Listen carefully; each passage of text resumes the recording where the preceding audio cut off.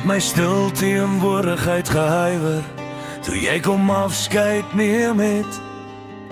Tussen vier leemure, jy moes toch stil staan en onthou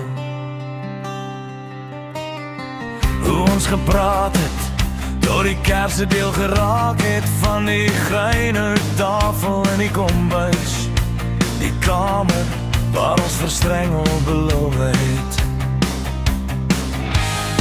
Nog net een keer, net nog een laaste keer voor jy gaan. Jy het hier ons storie gedwaal en hier en daar gestop, asof jy die laaste afscheid bykie langer wou laat talm in jou mond. Jy het jou sleutels gelos, die deur toegetrek en een scheidslijn getrek deur die nacht. Toe jy wegry, ek het teruggekom na diezelfde figure, met die onthou wat steeds aan alles kleef en ruik soos jy.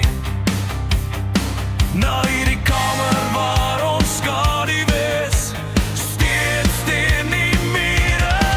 Voor jy gaan, jy het hier ons storie gedwaal en hier en daar gestop, asof jy die laaste afskeid bykie langer wou laat talm in jou mond. Jy het jou sleutels gelos, die deur toegetrek en een scheidslijn getrek deur die nacht. Toe jy wegry,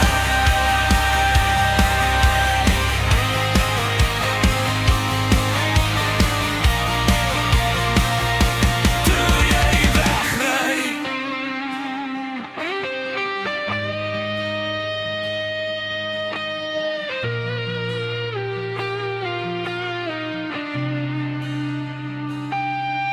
Voor jy gaan, jy het hier ons storie gedwaal en hier en daar gestop, asof jy die laaste afskeid bykie langer wou laat talm in jou mond.